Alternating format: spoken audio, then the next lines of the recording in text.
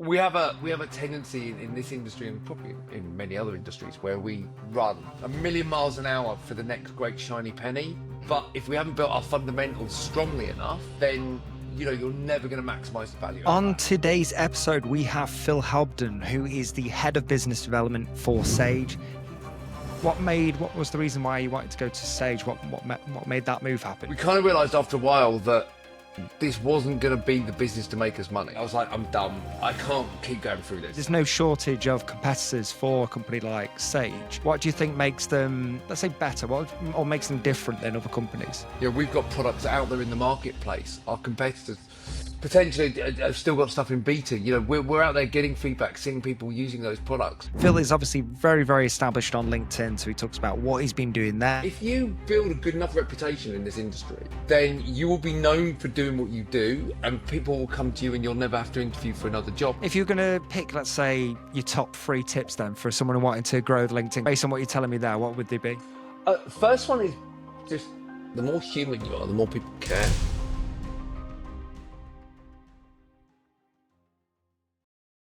So, Phil, thank you for joining me. Great to be here. So, I'm going to start with basically your journey so far, how you've got to where you are now. So, I was wondering if you could just talk me through that to begin with.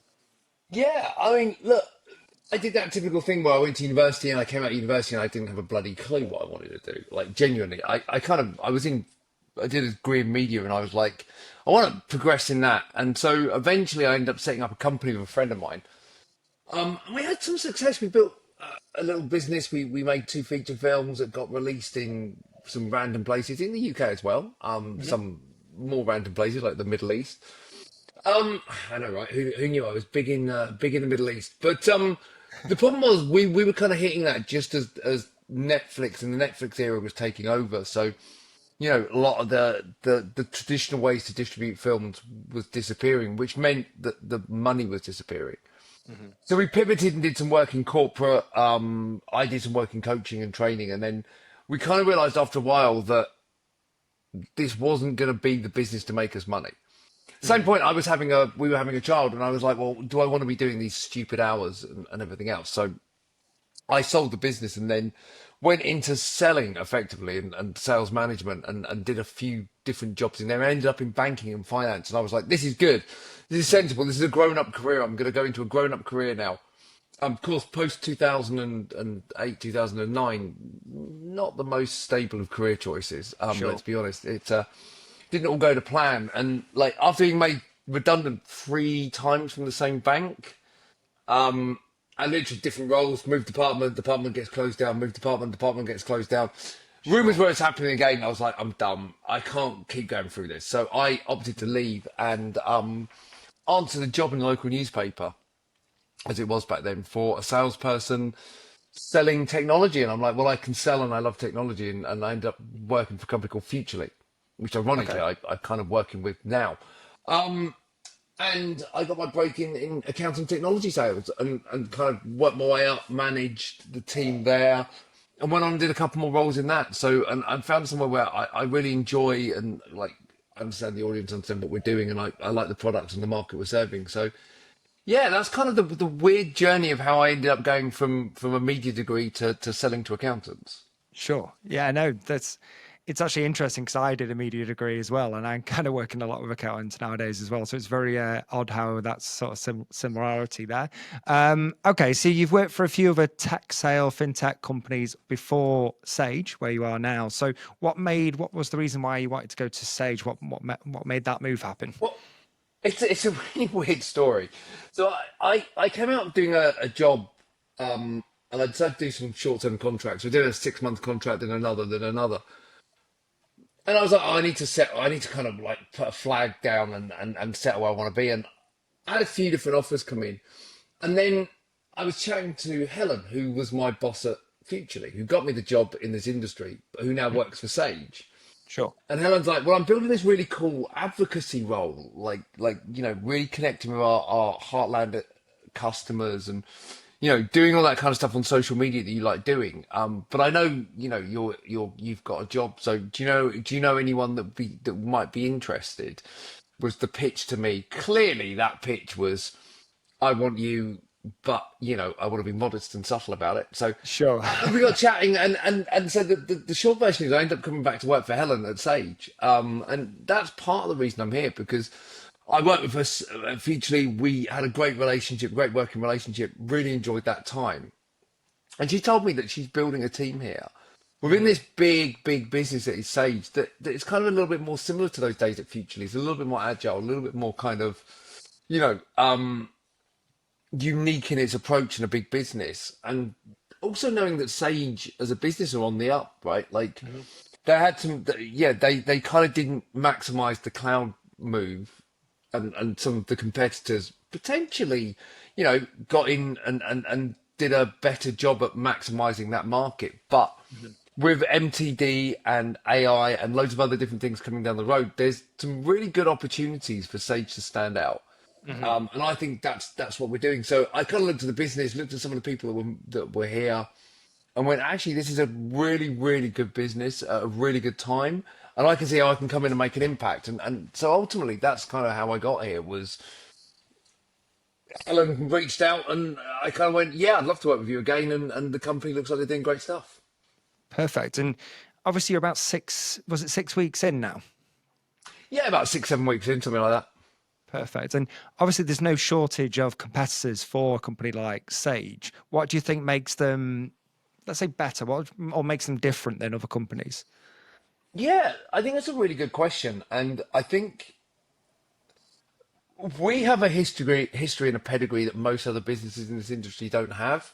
Hmm. I was up last week in our head office in Newcastle, and Hmm. we've got two ginormous buildings up there. One whole building are developers effectively, and there's like 400 Geordie developers working on our AI product, Hmm. or as I joked, our YA product. Um, for the Geordies. Um, and like no one else can claim that, right? Like, we've got a history that sips back to the early 80s. We were the de facto choice of accountants for decades. Hmm. We've got a pedigree and a history and a quality about us that I don't think we shout about enough. I don't Hmm. think we talk about our history. We're a British company. And I think there's something in that, right? Like a British company, our CEO is an accountant. Like, all of these things mean that we've really genuinely got a unique position in this market. Hmm. We're not private backed, we're shareholders.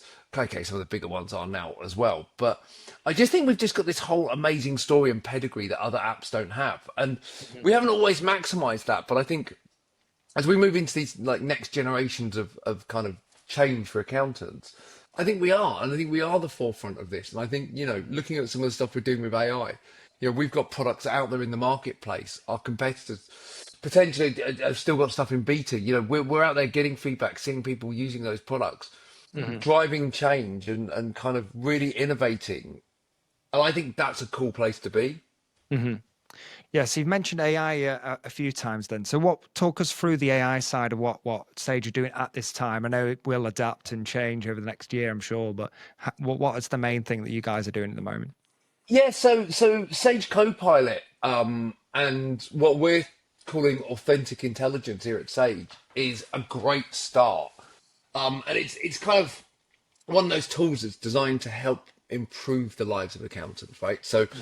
Copilot is a really deliberate, and I think Copilot's a great word because it's exactly what it is. It's not there to do the stuff for you. It's not there to replace you. It's there to assist you. Hmm. Just simple things like you put data through and it'll flag up duplicates. It'll flag up where there's potential errors. It'll kind of be that extra level of checking that just Hmm. gives you the faith in what you're doing and the ability, right? So, and that's the first version of our AI. Sure. We're just releasing or just about to release some kind of agentic AI stuff as well, and that's really interesting. Some like AI agents and that kind of Sure. stuff. And this is the stuff I think that's really next level, right? Like Hmm. everyone's got a LLM type product now, or Yeah. everyone's building an LLM type product. And they're fascinating, and you can do some great stuff. I mean, like, hey, I probably use ChatGPT 30 times a day some days, Hmm. from everything from helping me come up with ideas, to rewrite stuff for me. I'm dyslexic. I talk about it a lot. Mhm. So sometimes just having that to rewrite and make sure the language is correct in it. Now I've Sure, taught yeah. it to use English. So stuff like that, like, so I think the LLM AI stuff has been a great way to start to get people into it. Hmm. But the agentic AI stuff is really interesting, and Hmm. I can't go into too much detail because a lot of the stuff I've been told, we can't talk about publicly yet, which Sure. sounds like a cop out, but equally I'm aware that I'm the worst person for keeping secrets. So even if I straddle too close to something, I generally tend to overstep that. But Yeah, like yeah. we're looking at like different agents and agentic AI and stuff around that that's really going to take this to the next level and really kind Hmm. of help practices be Hmm. so much more efficient. Caveat on this though, right? And and it is a caveat on this, and I think it's a really important caveat. AI are great tools, and they genuinely are. Like it's Hmm. genuinely game changer. But it's only as good if you want to use agentic AI and stuff like this. It's only as good as the data that you put into it, and that's where the Hmm. focus has to be on every business. The Sure. better your data, the better the results you're going to get out of it. If you are not getting the results out of the AI tools that you're using, there is a chance it might not necessarily just be the AI tool isn't up to scratch. It's probably that Sure. your data isn't where it needs to be. Hmm. So we have a tendency in this industry and probably in many other industries where we run a million miles an hour for the next great shiny penny. Hmm. But if we haven't built our fundamentals strongly enough, then you're never going to maximize the value out of that Hmm. ever. Yeah, yeah. No, it's interesting. And I think it'd be interesting for me to understand a bit more about your day to day as well. Obviously, being 6 weeks in now, I'm sure it's adapting quite a lot as you're going along. But could you talk us through what you do as a head of biz dev and what that looks like? Yeah, I mean, it's such a weird job title because, I mean, what I really do I'm getting involved in kind of a load of our customer advocacy stuff. So I'm crossing over Hmm. product, I'm crossing over marketing, Hmm. sales, and of course we have different sales levels in Sage as well. Hmm. We've got kind of our kind of day-to-day products. So the kind of stuff you see in accountancy firms like Sage for Accountants, Hmm. our challenger brands like Futurely, Go Propose Auto Entry, our Sage cloud products and kind of our cloud accounting products. And Hmm. then kind of the level above that, you've got our Sage Intact product, which is a fantastic kind of mid-tier product as well. So I'm starting to cross over some of those. I'm kind of working with marketing on some plans to do some cool stuff to help us try to reconnect with clients and reconnect with some of the heartland that maybe that we haven't been as connected to as we were in the past. Hmm. I'm kind of running webinars and doing some of the day-to-day face of stuff. So, this Okay. week I'm doing my second proper webinar with Sage, which is looking at forecasting and funding, which ironically, is exactly where I started in this industry, doing webinars around forecasting and funding. So Sure. it's that wonderful full circle moment, but it does mean that Yeah. at least I've got a little bit of authority on that.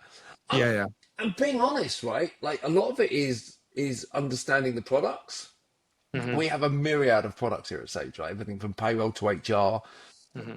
to everything else and in between. And it's understanding where they fit and how they are best utilized by accountants and our direct clients. Because, Sage serve two very specific markets. We serve our accountancy clients and Hmm. have done for decades, but we also serve our small business clients and our business clients at larger levels, which we have Hmm. done for decades as well. So, so it's being across both of those avenues. Hmm. So I think the answer is if you ask me this question today, you'll get one answer. Ask me in 6 months, you'll get another. And I think, being Hmm. really honest, ask me 6 months after that, probably another answer down there as well for you as well. Yeah, no, it's interesting. So you actually cover quite a few different areas. It's not just, let's say, I'm solely focused on sales in general. There's marketing in there. Obviously, there's product. So yeah, it sounds like an interesting role. So it, within the, let's say, the marketing side of what you do, it'd be interesting for me to understand a bit more of that, just because of my background within marketing. It's quite a big company, isn't it, Sage? So could you talk me through what you guys are doing over there from a marketing standpoint?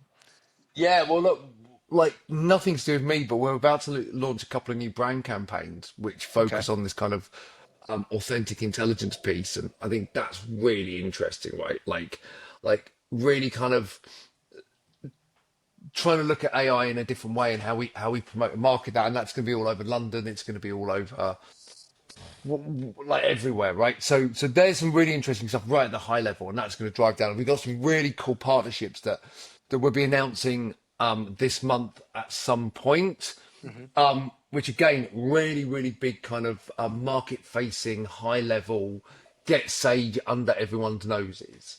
Sure, yeah. And then on a more local level and more kind of ground level, it's kind of putting events together that help us understand our clients. So I want to get clients, I want to get accountants that have walked away from Sage Hmm. in a room and kind of find out what they need from us.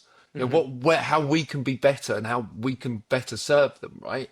Sure. Because I genuinely think, and I'm not just saying this for my position at Sage, but I genuinely think if you put the ledger products side by side, give or take, with a few exceptions here or there, most of them do a very similar job, Hmm. right? So I think, and pricing wise, not too dissimilar. So I think really it's about kind of the other stuff that we can do to support firms. Mm. One of the great things about Sage, and this is something I learned last week, we take thousands upon thousands of calls and contacts in our contact center for support. You can Sure. phone us up and you can speak to us. You know, you can live chat, you can email us, you can do all these different things. Hmm. But that's really cool because a lot of places aren't doing that now. You can't physically speak to someone.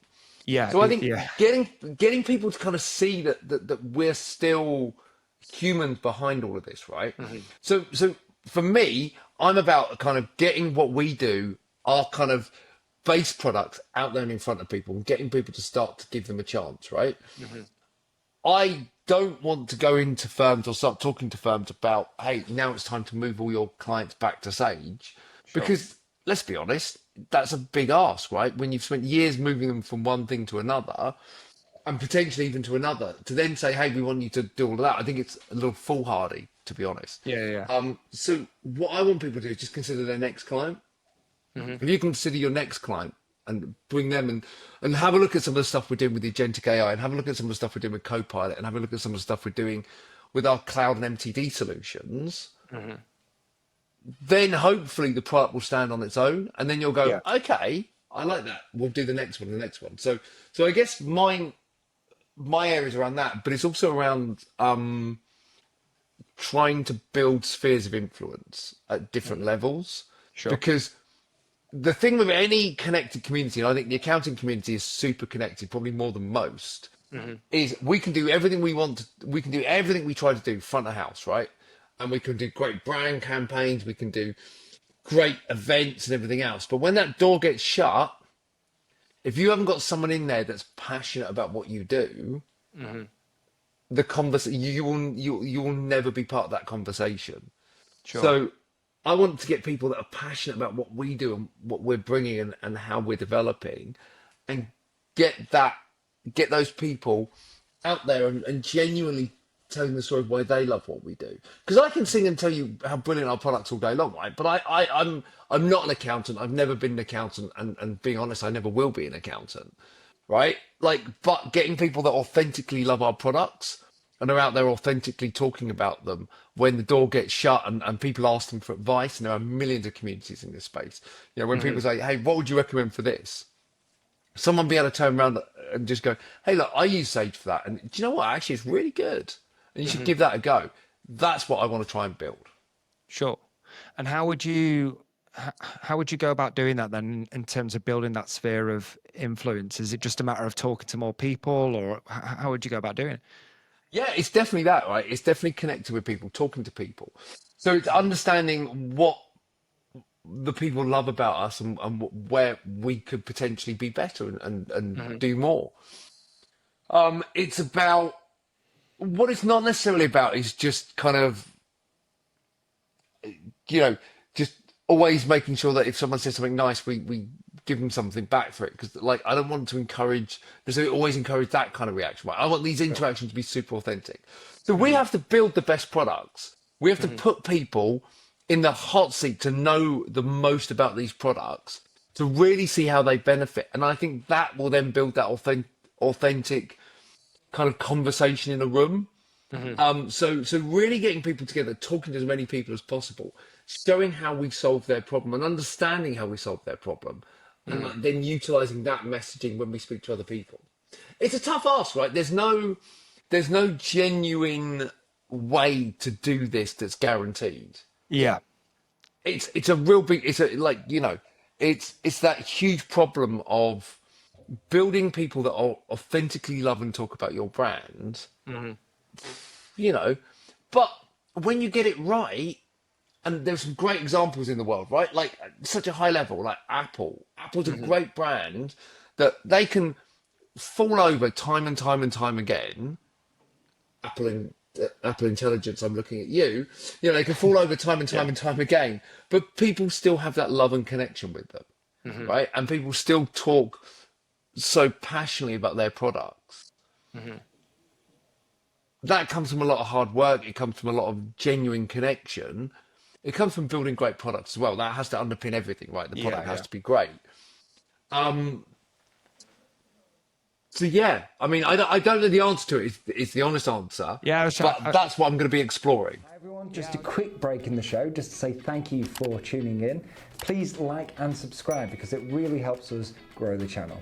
This podcast is brought to you by AdPeople, a digital marketing agency that's been helping small to medium-sized businesses grow for over 2 decades. If you're looking to get more clients for your website, then AdPeople's team of experts can help you make that happen. Drop them an email at consult@addpeople.co.uk for a free, no-nonsense chat about where you are now and where you want to be. Don't forget to mention the Eardley Business Podcast is how you got there for exclusive offers and discounts. All right, let's get back to the episode. Yeah, I was just thinking there's no real silver bullet, is it? I think it's just a matter of getting out there, being at events, talking to people. I think it's just a process rather than Yeah. as simple as this. Obviously, I agree with you. I think the product needs to be that first step if it's a good product, but again, you need to be in front of people. It kind of leads me quite well into the other part of what you do quite well is the LinkedIn side of thing and the content and actually that network that you've built. So I was wondering if you could sort of talk me through, first of all, what made you want to be active on LinkedIn and do that side of things? I think it came from when I joined Futurely. I remember Helen said a couple of things to me. She gave me some great advice. She said, "A, take this job and you'll never have to wear a suit again." Hmm. And that has worn very true. Other than black tie events, I'll give that one away. I don't mind doing that. But I've never had to wear a suit again. So I could burn on my suits, which is a wonderful day when you worked in banking and finance. Yeah. She also said that, she also gave me a Mac, and I got to work on a Mac, which also made me a very happy guy because, infinitely better experience. But she also said to me, she was like, if you build a good enough reputation in this industry, then you will be known for doing what you do, and people will come to you, and you'll never have to interview for another job. And that's been pretty true as well. Hmm. Like most of my opportunities have come from people coming to me and talking to me. Like when my contract was ending in my last role, I had loads of people reach out to me and say, "Hey, we'd love to engage you. We'd love to engage you." I was like, that's when I'd already made the decision. So it was partly that, but it's partly because initially it was where I found the most accountants in one place. Yeah. Yeah. So if I can find, it's that kind of like the fishing analogy, right? You want to go to the lake with the most fish. Sure. Yeah. Stand a better chance of catching it. When you're starting out in the industry, you really want to make sure that you're connecting with an audience and talking to people. And for me, that's what this LinkedIn gave me, was a place where accountants were. And then from that, other tech vendors, and we started connecting with vendors, and I started connecting with bodies and people, and it took a long time. Like I can't underplay. Like initially, I put posts out and I get like one like, 5 views, and you'd be like, oh, that's depressing. But the advice I always give people now is you will get that, and I get posts that bomb. You look at the stats and you go, oh, ooh, okay, that didn't work. Try again. Like I used to panic when people put a comment on that I didn't agree with. I didn't know how to deal with it. I'd like delete the post. Did that once, and I was really embarrassed after. I was like, why did I do that? It's so stupid. But it just became a great place, and it became a great community, and you start connecting with people, and then you start to build your voice. And I've it took me a long time to kind of work out who I wanted to be on LinkedIn, and what I wanted to put forward. But then when I started doing it, I really enjoyed it, and I really enjoyed the feedback and the results and the conversations that spurned from it. And yeah, and it became a really powerful tool to talk to the market that I dealt in. It turned out Yeah, that yeah, an astronomical amount of accountants use LinkedIn. An astronomical amount of accountants don't, but at least you get a good proportion of the ones that do. yeah. And they're active, and they utilize it. But also when you're training them and talking to them, I've trained accountants to use LinkedIn to say, look, hey, this is a great tool to develop your business as well, right? Like there are SMEs all over this platform. This is a great place. So I think there was a pivot maybe 8 years ago where LinkedIn stopped being just about finding jobs and started to be about finding people and connections. And Yeah. then it started to, like, people joke, people go, oh yeah, it's just become a bit like Facebook now for Sure. business. And I'm like, I'm okay with that because Facebook's rubbish. Like no one uses Facebook properly anymore. It's really boring. But with LinkedIn, you get to authentically connect with people. They get to see you. They get to see you get to see them, and you get people sharing stuff on LinkedIn that I don't know if people would necessarily share anywhere else. So it's a really powerful platform, and I think a lot of people sleep on how powerful it can be, and those that know it do well at it. But it's got a lot more that it can give, LinkedIn. So yeah, I love it as a platform. I think it's a really great place to kind of talk to my market. Yeah, I think you mentioned something there which was quite interesting. You said it was kind of a bit difficult until you kind of found what you wanted to be talking about. So I was wondering if you could talk me through that process. What sort of changed for you there? Were you just a bit more intent driven in terms of what you were going to post, or what happened there? I think I started to work out, and like, through conversations, I started to work out that the more human you are, the more people care. The more people connect with LinkedIn is a human first platform. So if you go out there with sales pitches, no one cares. If you go out there with, webinar stuff, yeah, a little bit more people care, but less so. You go out there with something that's human, authentic, connects with people. People care. I think I did a post. Richard Branson was doing something around dyslexia awareness. Excuse me, and he did a post around dyslexic thinking. It was a whole campaign, and I was like, I've never talked about being dyslexic before. I don't think people knew. I mean, they probably Yeah, knew if they read one of my emails or something else, but I don't think people genuinely knew. And I was like, actually, I'm going to talk about this for the first time. I've got a nephew who's dyslexic, and he was really struggling. And I was like, if I can talk about it, then potentially other people will care. Other sure. people will hear. If 10 people hear, 20 people, 30 people hear, right? Like at least someone out there knows that they're not alone and they're not the only person talking about it. And then, that post blew up, and it was probably my first viral post that Sure. got really big. And then the kind of penny dropped. I was like, right, I need to be more me online.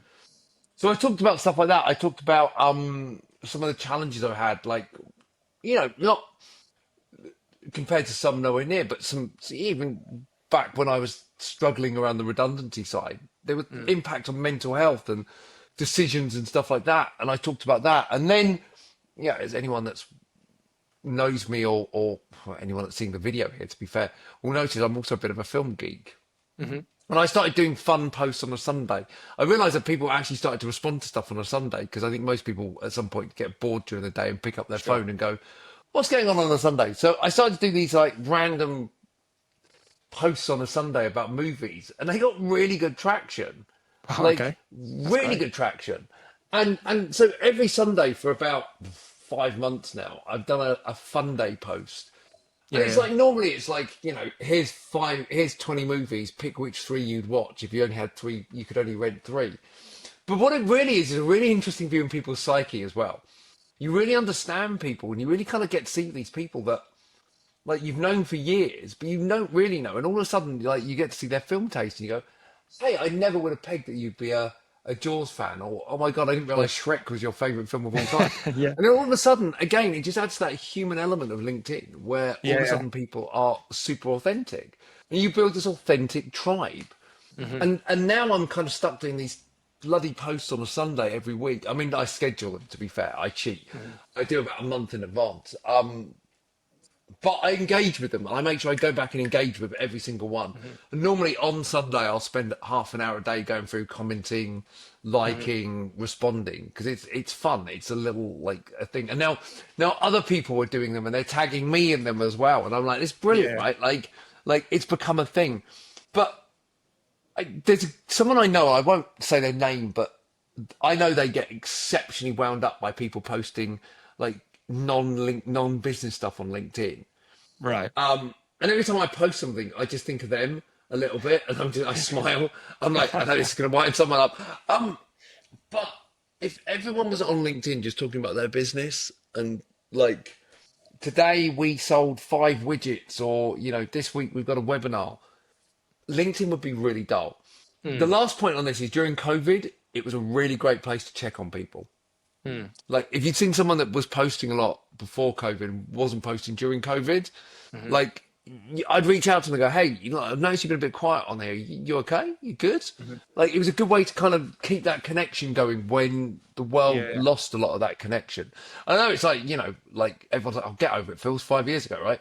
But that helped build a lot of authentic relationships as well. So I think in a way, for me, it was a perfect storm of industry, timing, and a few things that just made me go, right, that's what I want to be online, and that's what I want to talk about. And I think the last thing was I used to post really naff selfies of me on trains when I was going to accounting firms. I used to like, there was some, when I was working for Capitalize, I probably was working probably going to 3 accounting firms a week, like traveling all over the place. So I'd always take a photograph of me on the train. And my selfies are terrible. So it became a running joke about the awful selfie that I would post. And again, it's that thing, authentic. You scroll past, you see a stupid face and you go, I'm going to kind of find out a little bit more about that and kind of what the stories behind it. That's great. So authenticity is probably the biggest thing I took away from that as well. And actually building relationships and actually getting to know people further than just the businessy side of what LinkedIn can bring. So I actually found that really interesting. Outside of that, did you ever sit down and think this is going to be my strategy, or is it just I'm going to post and just be myself? Is that, it'd be good to know if you thought about it that way. I've tried building strategies around LinkedIn. I'm like, on Monday, I'm going to post this type of post. On Wednesday, I'm going to post this type of post. On Friday, I'm going to do this type of post. And it never works because it's the conversation is here. You're over here and you're trying to go, right, I want to move the conversation to this point. So I think all I try to do is I just try to make sure that I get a balance. I think someone said once, or the statistic I've trained is 80-20. So 80% human content, 20% business content. And if you stick broadly around that, it makes your profile relatively good. Like you're not always just talking about the fact you're taking your kids to school. You're not always talking about the fact you've got a webinar on this week. You're doing that good mix. But again, if you can link like real life problems to real life solutions, much better, and the story's there. So I think, I built up a newsletter as well. Like I also noticed that through some other stuff I was doing, I was building a kind of community of people that like, I was always seen as someone who's quite plugged into what was going on. So once a month now, I do a newsletter wrapping up kind of key stories from the industry over the last month. And that's become quite popular. I think there's about 6,000 subscribers on that one now, which is not bad for something that I didn't really ever have a strategy for. I think ultimately I've fallen into a lot of stuff. But the key thing is, the one thing that is worth noting is LinkedIn's given me a lot of opportunity, right? Like that newsletter found me having a regular column once a month for the Accountex newsletter that goes out to thousands of accountants. It led me speaking at Elite Business, and I now do a regular column each month for Elite Business magazine. It led me to judging award shows for Engage and Don't Panic events for a couple of days. So I've been judging them for years now on various awards. So like, it's amazing how if you deliver that content perfectly, it can really help build your profile in the industry and whatever else you do. And ultimately that then leads to more opportunities, which leads to more opportunities, which leads to more opportunities. And, it's a really fascinating way to unlock opportunities. And then you just got to work out what you do. And I did another article once about being a yes man and talking about the Jim Carrey film. And I've always said that, I've always tried to be someone who says yes to everything. And sometimes that does bite you on the arse a little bit. I'm to be honest. Sometimes you end up finding that you've got far too much going on. Sure, yeah, I can You're imagine. like, oh, good, no day off this week. But it leads to some fascinating opportunities. So you combine a good positive mindset with some hard work and a little bit of luck. You can really get some great opportunities out of LinkedIn and that kind of stuff. Yeah, no, perfect. If you're going to pick, let's say, your top 3 tips then for someone wanting to grow with LinkedIn, because you've obviously done a really great job there. Based on what you're telling me there, what would they be? First one is just post with authenticity. So post about stuff stuff you're passionate about, stuff you talk about. And you will find people on LinkedIn that will connect and relate to that post. Second one would be 80-20, right? Like make sure you are delivering 80% of your content as human and 20% business, and don't go over that 20%. You can go under it, like do 10% business, but don't go over it, because then people will just see someone that's constantly pitch slapping on there. And the third thing, and that's my key one, right? Know your audience. And I mean this both in what you're posting, but also if you're dropping messages to people on LinkedIn 3 days after they've started work for a multinational company, asking, "Hey, can I have a talk about what software vendor you use for your ERP software?"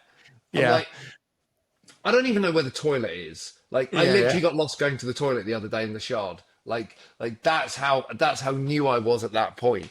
Like, yeah, yeah, I can't even get into the building without yeah, going yeah, through 8 levels of security. You think I've got a clue who does that, right? It's like, know your audience. And yeah. also when you're posting messages to people, and it goes back to the authentic piece, read it. I cannot tell you how many times I've had a message that's saying, "Dear Fred," and you're Oh my, like, yeah, "Who the hell is Fred?" yeah, yeah, And like, "Dear Fred, I'd love to talk to you about like if you need an accountant for your business." I'm like, you literally haven't read one thing I've put out there or my latest job title, right? yeah, yeah. And the moment you do that, every piece of credibility you have goes. Now, most people will ignore that. Most people will, not do any. I tend to be polite and post back and go, you might want to double check that one. Mm. If it's a really bad one, I have been known to anonymize it and to share it with the LinkedIn community and just say, hey, look, Yeah, salespeople on LinkedIn don't do this. yeah, Like literally don't. I can't remember what I had the other day. It was like, dear XXXXX, great to see that you started a new job at XXXXX. Would love to talk to you about my product. Would you be open to a call?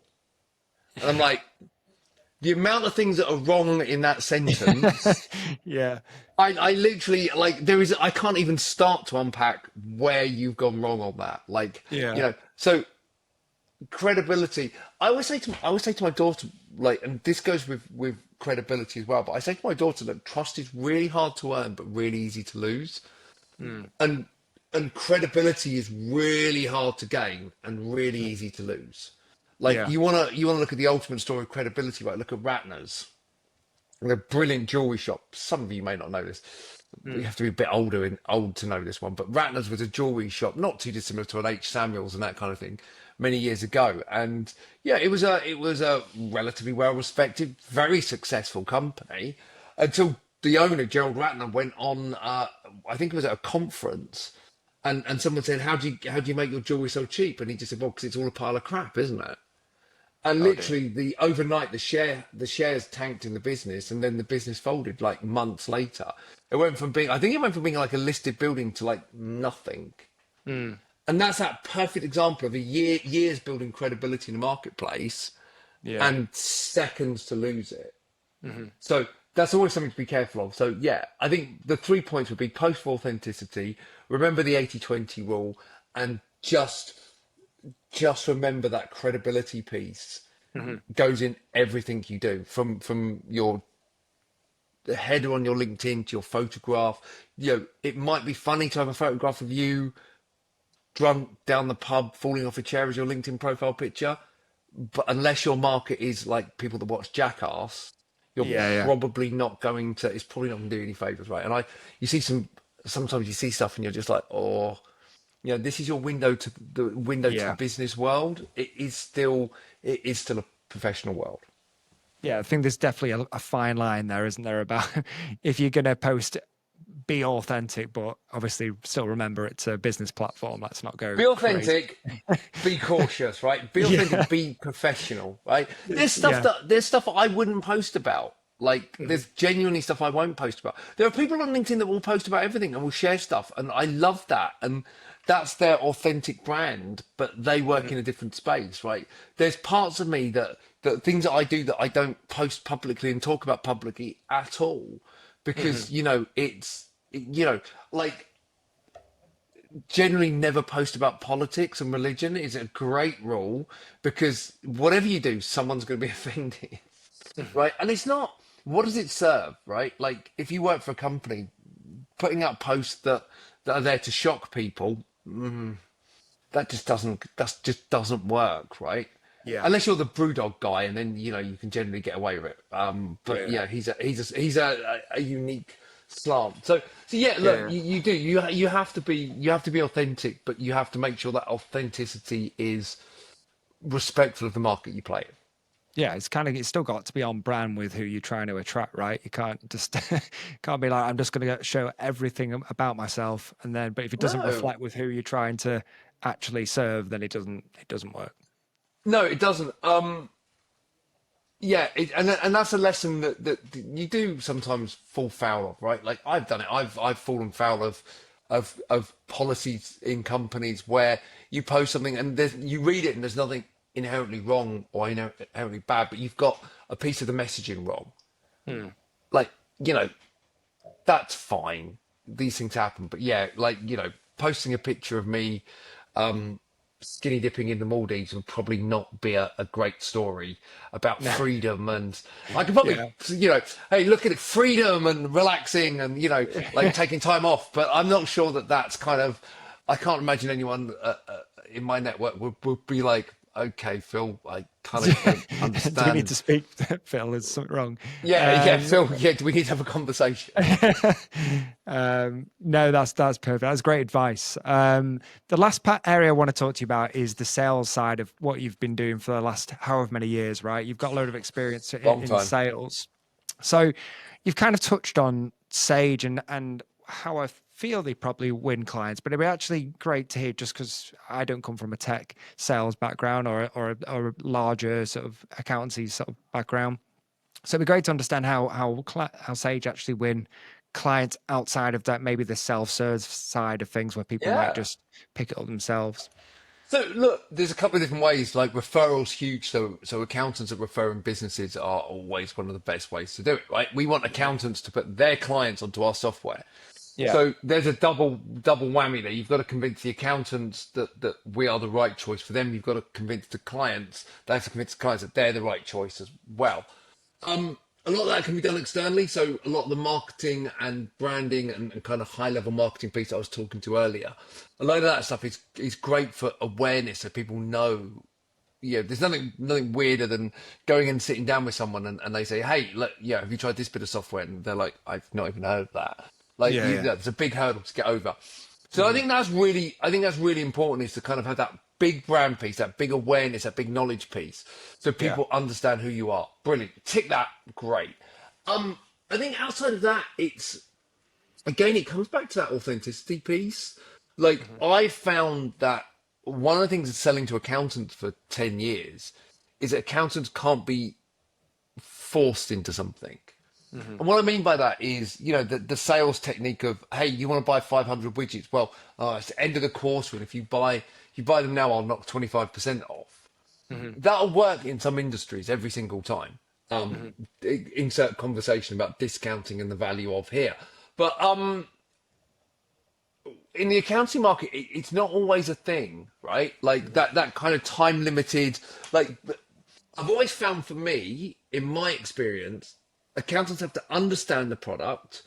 Quite often they'll have to test the product. They'll have to really kind of know where it sits and what they're doing, and then they'll take it on. And sometimes that can be a long sale. Sometimes in the accounting industry, the sales cycle is quite long. Sure. Even if it's for smaller products. It's really interesting, right? Like some industries, I worked in advertising. Advertising is brilliant. Like back in the days, my first sales job was in advertising. Advertising is great. Like I've got half page, I'll sell it to you for a quarter rate. Brilliant. Done. In. That doesn't work in this industry. So it really is a consultative sale. It's really about understanding the business, their challenges, and how your product fits. And it's about timing. Like I work with a top 20 accountancy firm that loved the product but needed to implement the ledger software first before it got to us, and that project ended up taking 2 years. Like Right. Yeah. someone closed that deal when I wasn't at the company anymore. I'm not saying that was anything I did, right, but I started that conversation 2 years before, so they had to go through that journey. And I think the danger in our industry especially is there's always a shiny penny. You go to Accountex, you go to some of the big events, and there's always great technology like Yeah. that's just jumped up and is there, and that's cool. Love it being in an industry with technology and kind of where we're innovating constantly. But it goes back to that point I made about AI earlier. The fundamentals have to be right. So if you don't get the fundamentals right, whatever you put in is never going to fulfill its best potential. Sure. So it's a market where you really do have to consultatively sell. You really do have to understand what the pain is. And when you've got a suite of products, it might not necessarily be the product you went in to initially talk about that is the right one for that client, or that accountant at that time. And sometimes you uncover the pain and you go, well, we can't solve that for you right now. It's not in our product suite. But let me introduce you to someone who can. I spoke to an accountant about a month ago, and I was talking to them about how they use our products and had a really couple of some really good, interesting conversations. But it turned out that there was a whole data issue, whole problem that they were trying to solve with technology that Sage doesn't have. So I put them in contact with a consultant that I know externally, and said, hey, like you guys need to have a conversation. This guy can help you solve that problem, and then when you've solved that, we can talk about this. And they love that because genuinely, I'm not trying to sell them something they don't need. I'm trying to help them solve the problem in their firm. So when they put in our software, our technology, it's going to absolutely supercharge what they're doing. But it's just like those. I always think it's like those kiddies that drive around car parks on a Friday night in their Fiat Pandas with massive spoilers, right? Yeah. Like the spoiler ain't doing anything for that car. If anything, it's probably making it go slower. Yeah. Because you've solved the wrong problem, right? The problem is fundamentally the engine or potentially even the car, but however you want to look at it, you're solving the wrong problem. You might want to make it look flash and better, but ultimately, if the engine's not tuned, it's not doing the right thing, your car is not going to go faster. It's probably going to blow up sooner. So, solve that core problem. And I think people that do that in our industry are brilliant. And there are a reason why people go to different providers in this industry. They do 3 or 4 years at a company and move on to another company and stay in industry. Because I think a lot of the time, great salespeople that really connect with an audience, that really solve that problem, are worth their weight in gold.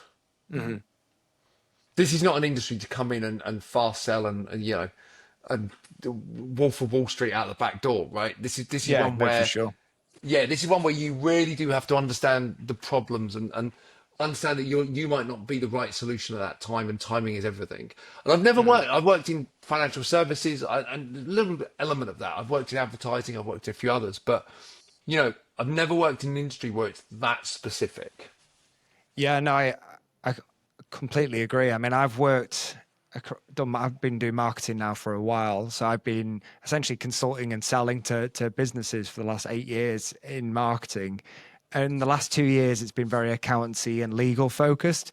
And the difference is night and day from like other businesses where it's a lot more about relationships. It's a lot more about timing, like you said.